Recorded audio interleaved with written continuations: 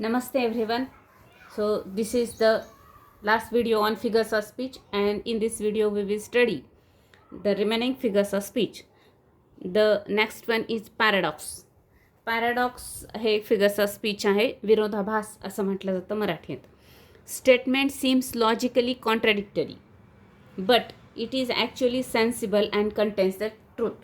म्हणजे सुरुवातीला दिसताना आपल्याला ग्रामॅटिकली असं वाटतं की दोन अपोजिट मिनिंगचे वर्ड्स यामध्ये यूज केलेले आहेत, पण ॲक्च्युली हे जे पूर्ण सेंटेन्स असतं ते ट्रूथ असतं एक.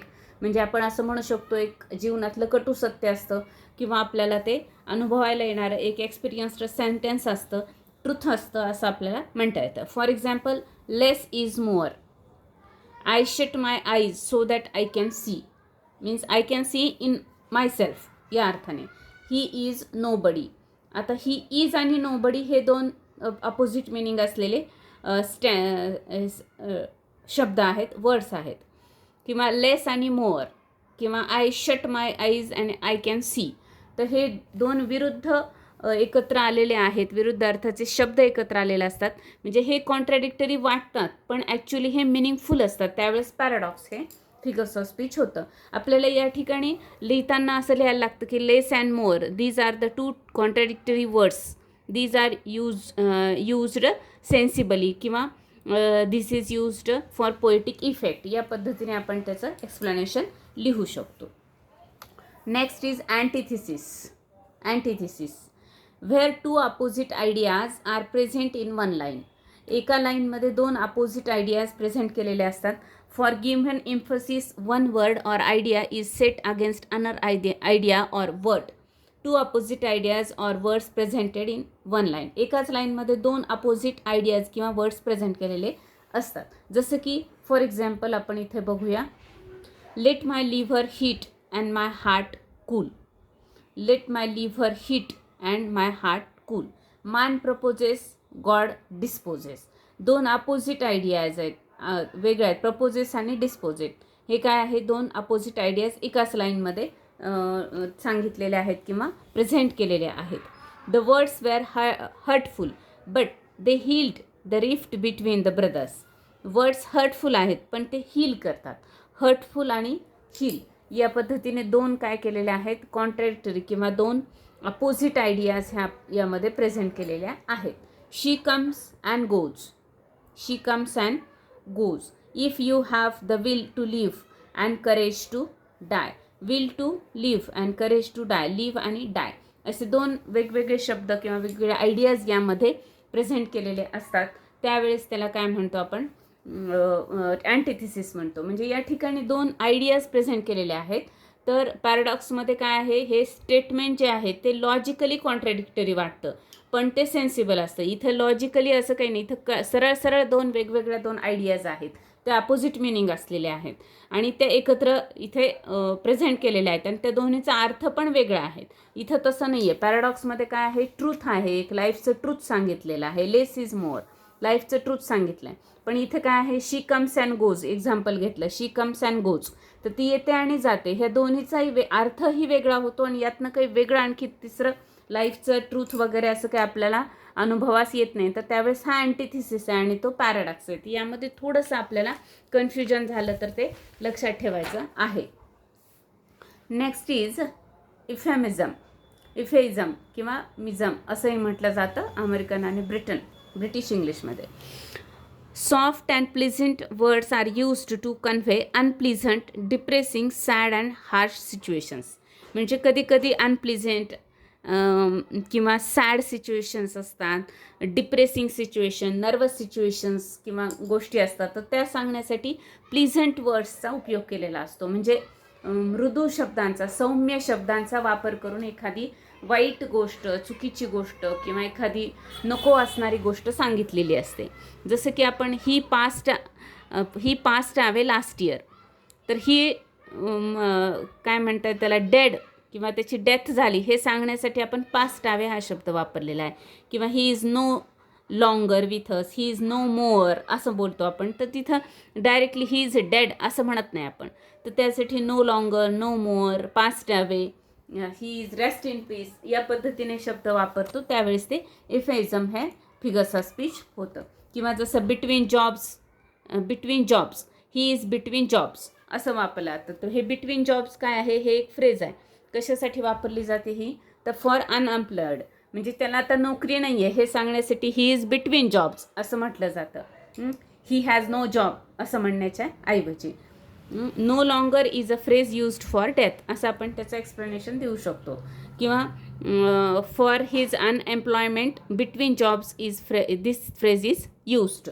या पद्धतीने याचं एक्सप्लेनेशन आपण करू शकतो. नेक्स्ट बघूया आपण ॲलेगरी. A short story with intended or hidden meaning. Abstract ideas and principles are described by using symbols, events and pictures.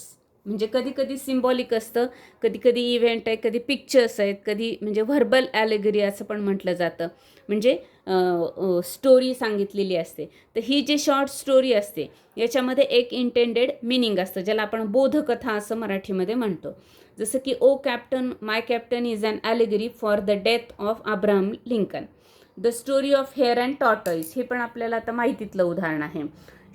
याच्यातनं आपल्याला काय कळतं, द हेअर अँड टॉर्टॉईज, कासव आणि सशाची जी स्टोरी आहे, slow but steady wins the race. तर हे त्यातनं आपल्याला कळण्यासाठी, हे बोध होण्यासाठी ही स्टोरी सांगितलेली असते, त्याला आपण ॲलेगरी असं म्हणतो. याला दृष्टांत कथा असंही म्हटलं जातं किंवा बोधकथा असं आपण म्हणू शकतो. नेक्स्ट बघूया आपण एक्सक्लेमेशन. हे सोपे आहे. आता एक्सक्लेमेशन आणि इंटरॉगेशन. एक्सक्लेमेशन म्हणजे काय आहे, तर एक्सक्लेमेटरी लाईन्स त्या ठिकाणी ज्या एक्सप्रेशन लिहिलेले असतात किंवा काही तिथे इमोशन्स एक्सप्रेस करण्यासाठी, स्ट्रॉंग इमोशन्स एक्सप्रेस करण्यासाठी जे काही वर्ड्स यूज केलेले असतात त्यावेळेस तिथं एक्सक्लेमेशन हे फिगर्स ऑफ स्पीच होतं. जसं words ideas express strong emotions, supreme luxury, what a piece of workman is. आणि समोर एक्सक्लेमेशन मार्क असतं, त्यामुळे आपल्याला हे एक्सक्लेमेशन ओळखायला येतं. नेक्स्ट आहे इंटरॉगेशन. आता इंटरॉगेशन म्हणजे ॲट द एंड प्रत्येक वेळी क्वेश्चन मार्क असेलच असं नाही आहे, पण it is not actually question. हा क्वेश्चन नसतो, the answer is in the question.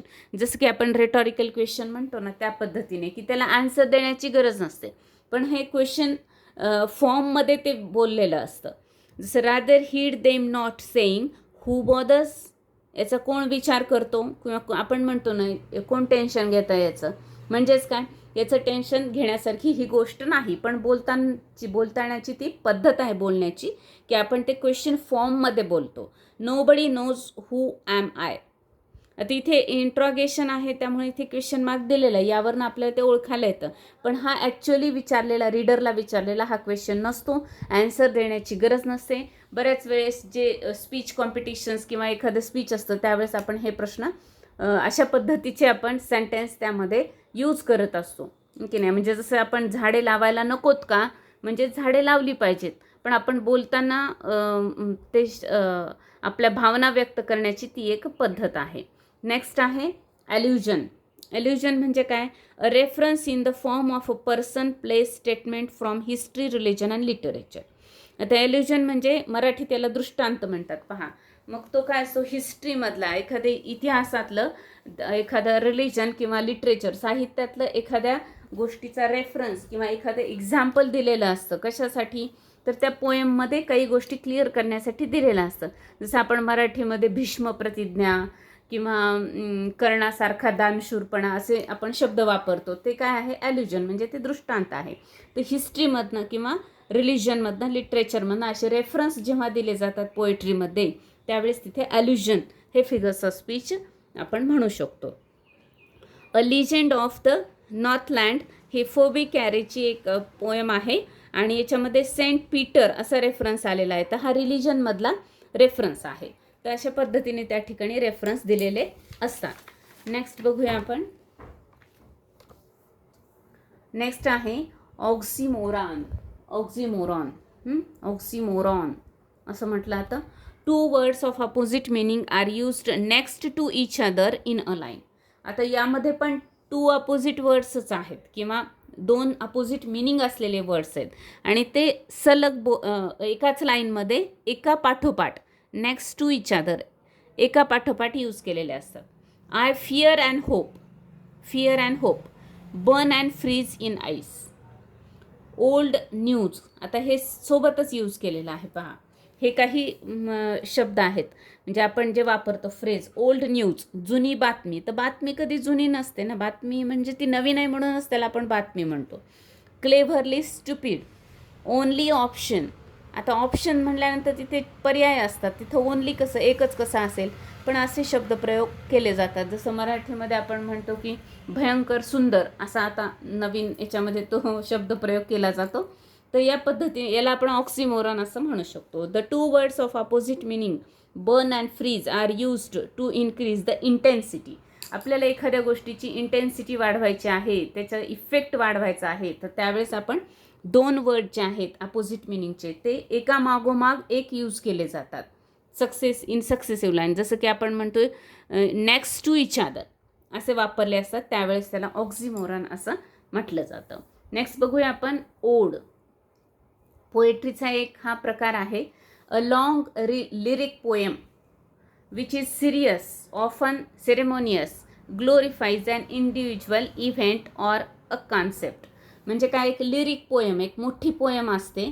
ती कशी असते, एक सिरियस मोडमध्ये असते, सेरेमोनियस असते, म्हणजे एखाद्याच्या काय कौतुकास्पद रीतीने एखाद्याला प्रेज केलेली वगैरे असते, ग्लोरिफाय केलेली असते, म्हणजे त्याचं कौतुक केलेलं असतं, त्याची स्तुती पर लिहिलेली असते. त्यावेळेस त्याला काय म्हणतो आपण. कधी कधी ही सिरियस असते, कधी ती त्याला ग्लोरिफाय करणारी पण असू शकते. त्याला आपण ओड म्हटलेलं आहे. ओड टू नाइटिंगेल हे जॉन किट्सची एक ओड आहे. पोएट्रीचा प्रकार आहे तो, पोएट्रीचा प्रकार. Ode to the west wind हे पी.बी. शेलेची पोयम आहे, याला आपण ओड म्हटलेलं आहे याच्यामध्ये लिटरेचरमध्ये.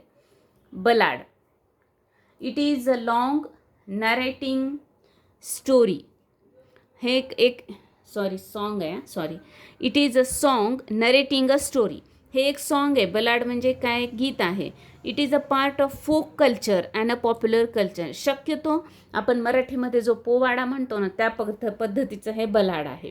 एक सॉन्ग आहे ज्याच्यामधनं एखादी स्टोरी सांगितलेली असते, नरेट केलेली असते, कथानक सांगितलेलं असतं, आणि हे फोक कल्चरवर डिपेंड आहे. अ लिजेंड ऑफ द नॉर्थलँड ही जे फोबे कॅरीची ही काय आहे, एक बलाड म्हणजे हा पोएट्रीचा एक भाग आहे. मराठीमध्ये जसं म्हणलं त्याला पोवाडा असं म्हटलं जातं.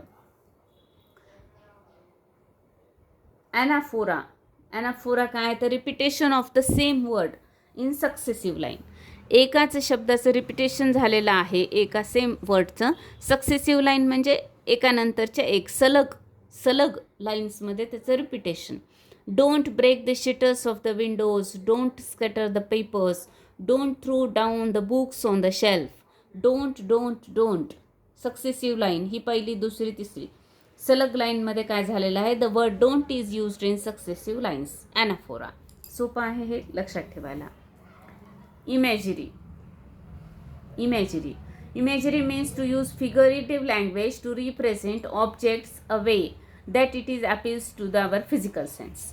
म्हणजे एक फिगरेटिव्ह लँग्वेज या पद्धतीने यूज केलेली असते की आपल्या डोळ्यासमोर त्याचं चित्र उभं राहतं, म्हणजे आपल्या फिजिकल सेन्सना ती अपील होते. फिजिकल सेन्स म्हणजे काय, आपल्याला ऐकायला, बघायला, ते डोळ्यासमोर ॲक्च्युअल ते पिक्चर उभं राहतं. अशा पद्धतीने जर फिगरेटिव्ह लँग्वेज यूज केलेली असेल तर त्याला आपण इमेजरी म्हणतो. For example, he glides through the water away from the stroke. He glides, आता ग्लाइड हा शब्द वापरला आहे. थ्रू द वॉटरमधनं तो ग्लाइड करत निघाला. अवे फ्रॉम द स्ट्रोकमधनं तो बाहेर पडून तो ग्लाइड होत निघाला. तर याच्यावरनं आपल्या डोळ्यासमोर ते चित्र उभं राहतं, त्यावेळेस त्याला इमेजरी असं म्हणू शकतो आपण, किंवा म्हणतो. म्हणजे साध्या गोष्टीला जी गोष्ट सरळ शब्दांमध्ये सांगायची, त्या ठिकाणी तिथे अलंकारिक भाषेचा उपयोग केलेला असतो की आपल्या डोळ्यासमोर ते चित्र उभं राहतं. Refrain, a phrase, verse or group of verses repeated at intervals throughout a song or poem. It is at the end of the stanza generally. म्हणजे आता इथे पण पहा, फ्रेज किंवा व्हर्स आहे हे एक ठराविक अंतरावरनं, म्हणजे पहिल्या लाईनमध्ये एकदा, मग पहिल्या स्टॅन्झामध्ये शेवटच्या लाईनला, दुसऱ्या स्टॅन्झामध्ये शेवटच्या लाईनला, तिसऱ्या स्टँझामध्ये शेवटच्या लाईनला. या पद्धतीने काय केलेलं आहे, शक्यतो at the end of the stanza ते यूज केलेलं असतं. तर हे रिपिटेशन झालेलं असतं एखाद्या फ्रेजचं, एखाद्या वर्सचं. आता आपण जे ॲनाफोरा बघितलं तिथं सेम वर्ड आहे आणि सक्सेसिव्ह लाईनमध्ये आहे. इथे पण तीच फ्रेज असते किंवा इथे वर्ड असतो, फ्रेज असते किंवा एखादं ग्रुप ऑफ वर्ड्स, म्हणजे जसं की एखादी लाईन असते. तर ती लाईन जी आहे ती प्रत्येक स्टँझात रिपीट झालेली असते, त्यावेळेस रिफ्रेन. आणि जर एक शब्द तो जो आहे तो सक्सेसिव्ह लाईन प्रत्येक लाईनमध्ये येत असेल तर ते ॲनाफोरा. असं थोडंसं आपण कंपॅरेटिव्हली ते लक्षात ठेवायचं आहे. आता पोएम आहे rain on the roof by Coates Kinney या पोएटची पोएम आहे रेन ऑन द रूफ. यामध्ये पॅटर ऑफ द रेन ही जी लाईन आहे, दिस लाईन इज रिपीटेड, ही at the end of the each stanza ही रिपीट केलेली आहे. तर त्यावेळेस तिथे रेफ्रेन हे फिगर्स ऑफ स्पीच होतं. So this is all about the figures of speech. आता हे सगळे फिगर्स ऑफ स्पीच जवळपास आपण 35 फिगर्स ऑफ स्पीच घेतलेले. इथं 33 आहे, पण आधी मी 2 फिगर्स ऑफ स्पीचला नंबर नाही दिल्यामुळे हे 35 झालेले आहेत. आणि हे अप टू द 12th आणि कॉम्पिटिटिव्ह एक्झामसाठी पण हे एवढेच येतात. पण जे इंग्लिश लिटरेचरचा जास्त अभ्यास करतात तर त्यांच्यासाठी अजून फिगर्स ऑफ स्पीच असतात. पण आपण या ठिकाणी फक्त ग्रामर किंवा 12thपर्यंतचे स्टुडंट्स, कॉम्पिटिटिव्ह एक्झाम देणारे स्टुडंट्स यांचाच आपण विचार केलेला आहे. त्यामुळे आपण हे जेवढे कॉमन फिगर्स ऑफ स्पीच आहेत तर ते फिगर्स ऑफ स्पीच या ठिकाणी डिस्कस केलेले आहेत. आता जवळपास सगळे ग्रामरचे व्हिडिओज आपले झालेले आहेत आणि एरर्सचे राहिलेले आहेत, पण त्याची आत्ता रिक्वायरमेंट नाही आहे, त्यामुळे आपण ते नंतर बघणार आहेत. तर आपण from tomorrow we will discuss about the spoken English videos. In spoken English videos we will study some new chapters or new things. Okay, thank you.